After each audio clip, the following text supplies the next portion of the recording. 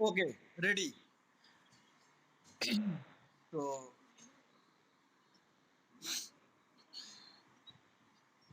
Today third of chapter second, the Russian revolution, page number 28, the coming of socialism to Europe.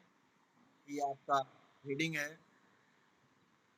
Coming of socialism to Europe कह रहा है कि socialism जो तरह से समाजवाद है ये यूरोप से कैसे आया, रशिया में, एक तरह से रशिया में।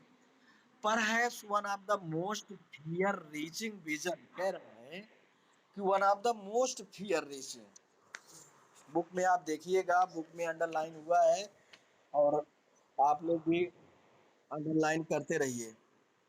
ओके बेटा, आवाज नहीं आए, आप कंसंट्रेट बुक से ध्यान से समझते हुए, मेरी वॉइस को समझते हुए समझिए।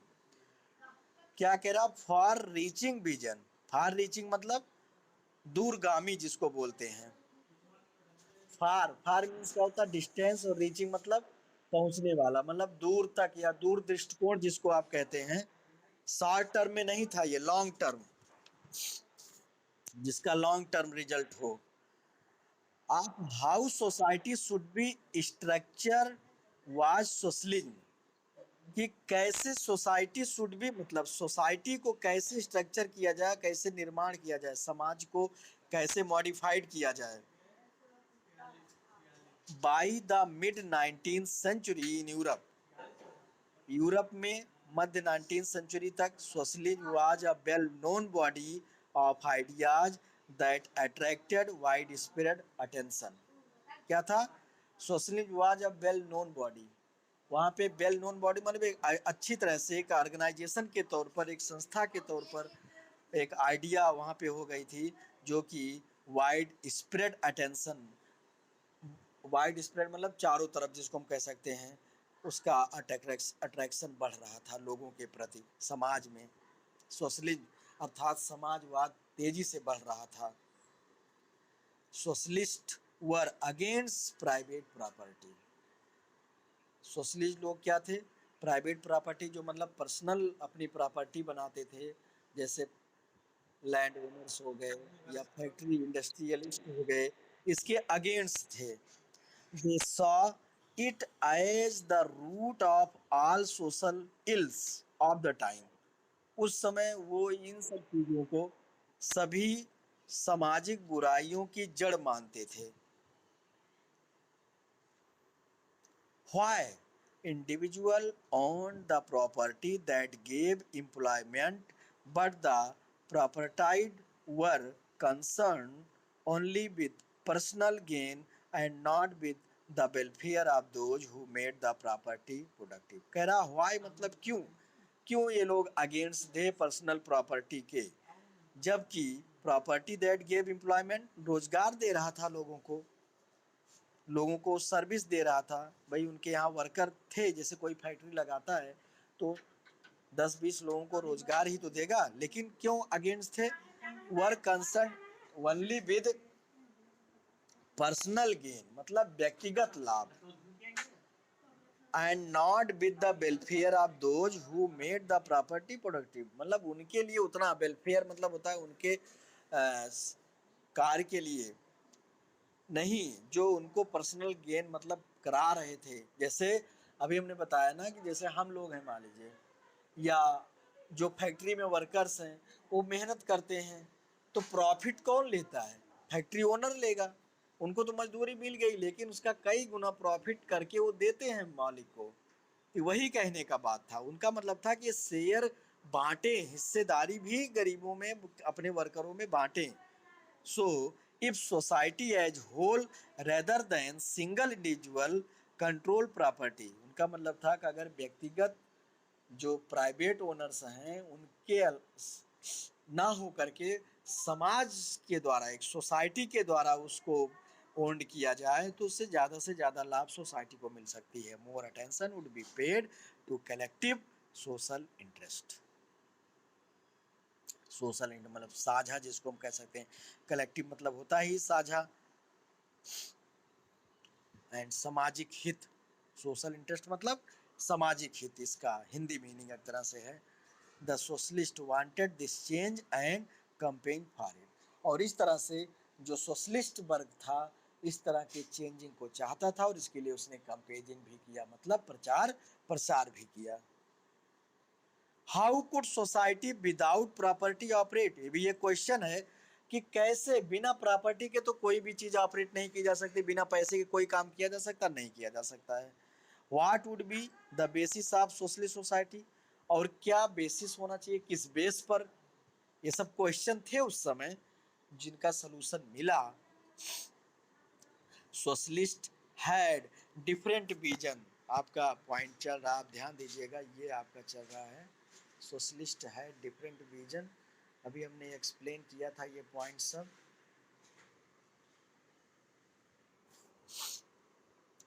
सोशलिस्ट है different vision of the future, मतलब भविष्य को लेकर के उनके अंदर कई दृष्टिकोण थे, कई जो है विजन थे, कई सोच एम था उनका। Some believed in the idea of cooperative cooperative societies, बताया था हमने आपको कि सहकारिता अर्थात जो मिल करके एक सोसाइटी बनाई जाए।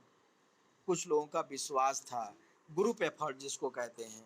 कोऑपरेटिव का मतलब क्या होता है, ग्रुप एफर्ट, देखिए मीनिंग साइड में लिखा हुआ है, और आप भी ऐसे सब अदर मीनिंग सर्च करें जिससे कि इंग्लिश टू इंग्लिश एक्सप्लेनेशन, और भी आप तो हिंदी समझ में आ जाए, उसके बाद इंग्लिश टू इंग्लिश आप एक्सप्लेनेशन करें।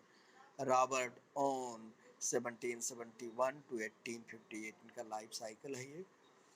Leading English manufacturer sought to build a cooperative community called New Harmony in Indiana। Robert own, जिसने इंग्लिश मैन्युफैक्चरर, एक तरह से लीडिंग इंग्लिश मैन्युफैक्चरर, एक ब्रिटिश प्रोडक्शन वाला था ये निर्माता, sought to build a cooperative community, उसने एक कोऑपरेटिव कम्युनिटी, एक ग्रुप एफर्ट समाज बनाया था, कॉल जिसको new harmony in Indiana USA में के नाम से। Other socialist felt that cooperative could not be built on a wide scale, और दूसरे समाज में, उसी सोशलिस्ट में दूसरे वर्ग जो थे उनकी क्या सोच थी कि उनका ये मानना था cooperative could not be built on a wide scale, एक बड़े स्केल बड़े पैमाने पर इसको हम सहकारिता को नहीं कर सकते हैं, बना सकते हैं। ओनली थ्रू इंडिविजुअल इनिशिएटिव, केवल व्यक्तिगत प्रयासों से, effort, initiative means effort, they demand that government encourage cooperative, उनकी मांग थी सरकार जो है कोऑपरेटिव को एनकरेज करे। उधर देखो क्या आवाज नहीं। In France for instance Louis Blanc, France में लुइस ब्लैंक जो कि 1813 to 1822 wanted the government to encourage, वो चाहते थे कि सरकार प्रोत्साहित करे कोऑपरेटिव्स एंड रिप्लेस कैपिटलिस्ट, सहकारिता को सरकार बढ़ाए और कैपिटलिस्ट मतलब जो होते रिचर पर्सन जो धनाढ़, इसको हटाए। इंटरप्राइजेस मतलब उद्योगों से कैपिटलिस्ट उद्योग को दूर करे, मतलब एक कोऑपरेटिव को बढ़ावा दे और जो पर्सनली उद्योग लगाए हैं इनको रिप्लेस करे। These cooperatives were to be association of people, और ये कोऑपरेटिव क्या होने चाहिए, लोगों का एक ग्रुप होना चाहिए, संगठन होना चाहिए। हु प्रोड्यूस गुड्स टुगेदर, जो मिल करके, आज भी देखिए बहुत से कोऑपरेटिव सोसाइटी चल रही हैं, बहुत से सहायता समूह चल रहे हैं, महिला समूह चल रहे हैं, हेल्पिंग ग्रुप जिसको बोलते हैं, इस पर भी बहुत क्वेश्चन आता है। सेल्फ हेल्पिंग ग्रुप, स्वयं सहायता समूह, और आपस में मिल करके हम कोई चीज़ प्रोडक्शन करें और जो भी उसका प्रॉफिट हो उसको शेयर करें according to the work done by member, कौन कैसा वर्क कर रहा है उसी के अनुसार उसको शेयर करें और कौन कितना पैसा लगा रहा है। कार्ल मार्क्स, आप नाम सुने होंगे कार्ल मार्क्स का, सोशलिस्ट था ये, 1818 टू 1883, इन फ्रेडरिक एंजल 1822 और 1895, ये एडेड अदर आइडियाज, इन लोगों ने और दूसरे भी विचार को जोड़े to this body of arguments. Marx argued that industrial society was capitalist. Marx argued मतलब उनका जो डिस्कस था, उनका जो बहस था कि इंडस्ट्रियल सोसाइटी वाज कैपिटलिस्ट, जो औद्योगिक समाज है एक तरह से वो कैपिटलिस्ट थे, धनाढ्य वर्ग, रिचर पर्सन। इन्होंने अपनी बुक लिखी है दास कैपिटल, दो बुक लिखी है, एक तो खुद लिखी और एक जो है जेल में जब ये थे तो अपने साथी के साथ मिल करके। Capitalist owned the capital invest in factory, जो उद्योगपति हैं वही पैसा लगाते हैं। And the profit of capitalist was produced by worker, जबकि प्रॉफिट जो होता है, मैन्युफैक्चरिंग जो होता है किसके द्वारा होता है, वर्कर्स के द्वारा, एम्प्लॉय के द्वारा। पैसा तो लगाया ओनर ने, लेकिन सारा वर्क, सारा प्रॉफिट करके उसमें कौन देगा, workers, employed. The condition of worker could not improve, लेकिन आप देखते होंगे मालिक ही वही जो है अमीर होता जाता है और गरीब गरीब रह जाता है, वर्कर्स की स्थिति नहीं सुधरती है। Workers along at this profit was accumulated by private capitalist, और इस तरह से जो प्रॉफिट है वो एक्वायर होती है, कलेक्टेड होती है बाय प्राइवेट कैपिटलिस्ट, जो व्यक्तिगत, जो निजी अमीर वर्ग के लोग हैं, मालिक, मतलब जिनको हम कह सकते हैं उद्योगपति। Workers had to overthrow capitalism and the rule of private property. Worker had to overthrow capitalism मतलब जो किसान वर्कर होते हैं, मजदूर होता है, उसको तो ओवरथ्रो मतलब मालिकों द्वारा फेंक दिया जाता है, हटा दिया जाता है, जिसको हम कह सकते हैं rule of private property. Marx believe that to free themselves from capitalist exploitation, और मार्क का विश्वास था कि दैट फ्री देमसेल्फ, स्वयं को इनसे मुक्त किया जा सकता है कैपिटलिस्ट एक्सप्लॉयटेशन, हैरेसमेंट, शोषण से। वर्कर है to construct a radically socialist society, किस मतलब मजदूरों को भी एक रेडिकली सोशलिस्ट सोसाइटी बनाना चाहिए, where all property was socially control, जहाँ पे सारी प्रॉपर्टी किसके द्वारा कंट्रोल हो, सोशली कंट्रोल मतलब सामाजिक ग्रुप संगठनों द्वारा। This would be a communist society, और ये क्या होना चाहिए, एक communist society,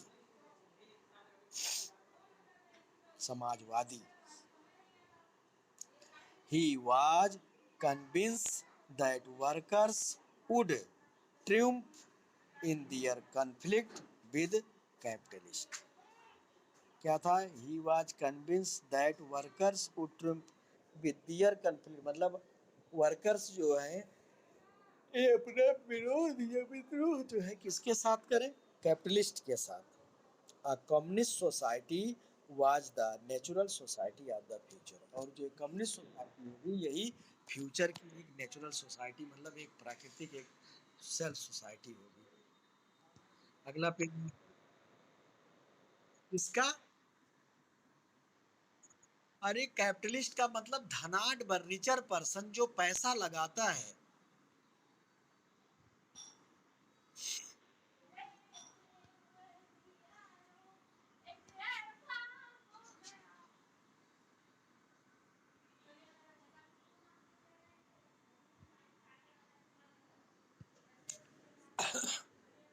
okay, next page है support for socialism. By the 1870s, socialist ideas spread through Europe. 1870s के दशक तक लगभग पूरे यूरोप में ये आइडिया स्प्रेड हो चुका था। To coordinate their effort, socialist form an international body, namely the second international. Coordinate, coordination, coordinator होते हैं आप जानते हो, संयोजक, समन्वय। इस प्रयास को करने के लिए इन लोगों ने इंटरनेशनल संस्था एक तरह से बनाई जिसका नाम था second international. Workers in England and Germany began forming association to fight for better living. अब इस तरह से इंग्लैंड में, जर्मनी में और अदर पार्ट्स में जो मजदूर वर्ग थे अपना संगठन बनाना शुरू किए अपनी बेटर लिविंग कंडीशन के लिए। दे सेटअप फंड्स, उन लोगों ने अपनी अपनी मजदूरी में से कुछ पैसे स्टोर करके एक फंड बनाया। Help members in times of distress and demanded a reduction of working, जिससे वो अपने ग्रुप के लोगों की मदद कर सकें उनके परेशानियों के समय में। जैसे बताया ना, स्वयं सहायता संगठन होता है, लोग 10-20 ऐसे करके डेली इकट्ठा करते हैं मंथली, जिससे जब किसी को उसमें से ज़रूरत पड़े तो उसको एक तरह से एक सस्ते रेट पर, इंटरेस्ट पर लोन दिया जा सके। और वर्किंग आवर कम करने का डिमांड किया उन लोगों ने। राइट टू वोट का मांग किया। In Germany these association work closely with the social democratic party, SPD, social democratic party के साथ मिलकर के इन लोगों ने काम किया जर्मनी में। And help to win parliamentary seat, और पार्लियामेंट्री सीट मतलब संसद में सीट मतलब सदस्य की को विन करने में मदद किया। By 1905 socialist and trade unionist form, जो समाजवाद के लोग थे, जो ट्रेड यूनियन व्यापारी संगठन था, लेबर पार्टी बनाया इन ब्रिटेन। आज भी ब्रिटेन में लेबर पार्टी है, सरकार रहती लेबर पार्टी की। नहीं, इंडिया में लेबर पार्टी कहाँ है, ब्रिटेन की बात कर रहा हूं।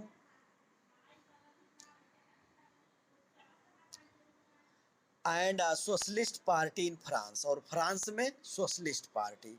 However till 1914 socialist never succeeded in forming a government in Europe. फिलहाल 1914 तक जो है यूरोप में सरकार बनाने में सफल नहीं हो पाए सोशलिस्ट लोग, represented by strong figure in parliamentary politics. Their ideas did shape legislation, but government continued to be run by conservative. फिलहाल उनका संसद में रिप्रेजेंटेशन रहा, उनके सदस्य संसद में थे, उन लोगों ने संविधान बनाने में भी, कानून बनाने में भी अपना आइडियाज, उनका योगदान दिया, लेकिन सरकार वो नहीं बना पाए। सरकार लगातार जो है चलती रही किसकी, कंजरवेटिव्स वर्ग की। जो समाज में ट्रेडिशनल था, उदार रूढ़वादी वर्ग के लोग जो थे, सामंती वर्ग के लोग थे, उन्हीं की सरकार चलती रही। किसकी रही, कंजरवेटिव, लिबरल्स और रेडिकल्स की। इनको आप अच्छे से हमने समझाया है, कंजरवेटिव्स क्या होते हैं, लिबरल्स क्या होते हैं, रेडिकल्स क्या होते हैं, चैप्टर फर्स्ट में भी और उसमें भी इनकी मीनिंग भी है सब। लास्ट पैराग्राफ आज के टाइम का।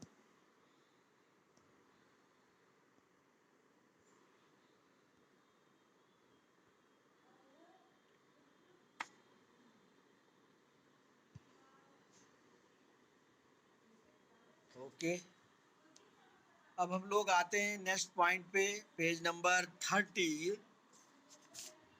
The Russian revolution. चूंकि 1905 आ गया 1905, तो फिर रशियन रिवॉल्यूशन शुरू हो जाती 1905 की। एक तरह से क्रांति भी है, संडे क्रांति। तो पॉइंट आपका ये मिलेगा यहाँ पे, ये है लाइन सब, इसको आप देखिएगा। In one of the least industrialized in European states, this situation was reverse. क्या कह रहा है, in one of the least industrialise of, उस समय इंडस्ट्रियलाइजेशन जो है उतना तेजी से नहीं हुआ था। वैसे इंग्लैंड, फ्रांस, सबसे पहले इंग्लैंड में हुआ, उसके बाद फ्रांस, जर्मनी, मतलब रसिया में उतना तेज से नहीं हुआ था। तो वही कह रहा, रिवर्स कंडीशन थी अदर पार्ट्स की अपेक्षा, अदर कुछ और पार्ट्स में जो है उसके opposite. Socialist took over the government in Russia through the October revolution of 1917। Socialist took over the government मतलब रसिया में अक्टूबर की क्रांति 1917 में जो है उसके थ्रू सरकार को बनाने में एक तरह से सफल हुई socialist. The fall of monarchy in February 1917, जो जारिस्ट था, रसिया में जार का शासन था, वहाँ के रूलर को जार कहा जाता था, जार पंचम। तो मोनार्की सिस्टम को फाल करके, हटा करके एक तरह से वहाँ पे अंत 1917 में जब फर्स्ट वर्ल्ड वार लगभग स्टार्ट चल रहा था, the events of October are normally called the Russian revolution. और ये अक्टूबर की घटना जो है हम लोग नॉर्मल क्या बोलते हैं उसको, रसियन रिवॉल्यूशन। यहाँ पे जार निकोलस सेकंड का फिगर दिया गया है in the white hall of the winter palace. वहाँ का जो महल था, एक तरह से संसद जिसको कह सकते हो, winter palace, white hall, Saint Petersburg in Russia. How did this come about, और ये कैसे आया? What were the social and political condition in Russia. अब हम पढ़ेंगे पूरा पीछे कैसे रसिया का हिस्ट्री, रसिया में सामाजिक और राजनीतिक स्थिति कैसे थी व्हेन द रिवॉल्यूशन अकर्ड, जब क्रांति हुई। The answer these question let us look at Russia a few years before the revolution. अब इन सब के आंसर जानने के लिए हमें क्रांति से कुछ समय पहले की घटनाओं को जानना होगा। ये कहते नहीं मूवी में जैसे क्लाइमेक्स दिखाते हैं, सबसे पहले पूरा एंड दिखा देंगे कि ये चीज हुआ, उसके बाद स्टोरी शुरू होती है, तो वही चीज है हिस्ट्री में भी। The Russian empire in 1914, in 1914 tsar Nicholas second, उस समय वहाँ का रूलर था, मोनार्की सिस्टम, राजा tsar Nicholas. Russia and its empire, Russia एक एम्पायर था, एक साम्राज्य था। Hello. Beside the territory around Moscow, Moscow जो कैपिटल है रसिया की, उसके आसपास की जो टेरिटरी, उसके अलावा Russia, Russian empire included current day, आज के जो हैं Finland, Latvia, Lithuania, Estonia, parts of Poland, Ukraine and Belarus. आज ये जो कंट्रीज हैं अलग अलग, ये सब भी पार्ट उस समय रसियन एम्पायर का था। ये हमने एक्सप्लेन कर दिया था उधर समर वेकेशन के पहले, लेकिन कोई बात नहीं है। It stretches to the Pacific and comprises today Central Asia, मतलब पैसिफिक ओशन तक और सेंट्रल एशिया स्टेट तक फैला हुआ था, बहुत बड़ा था।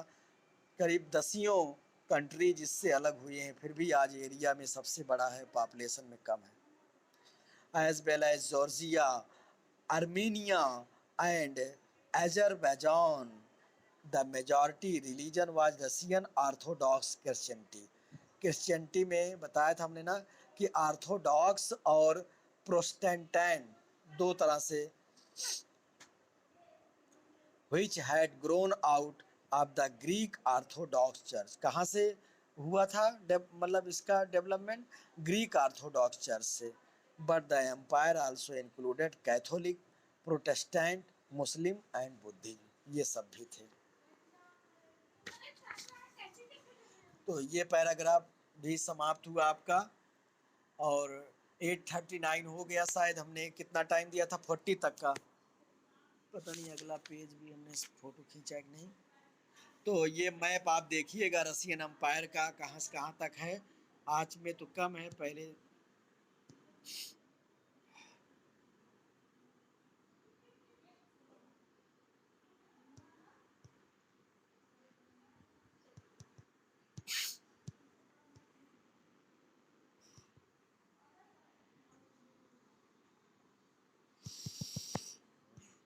जल्दी पिकअप नहीं होता है। चलिए कोई बात नहीं, आज यहीं लीव करते हैं।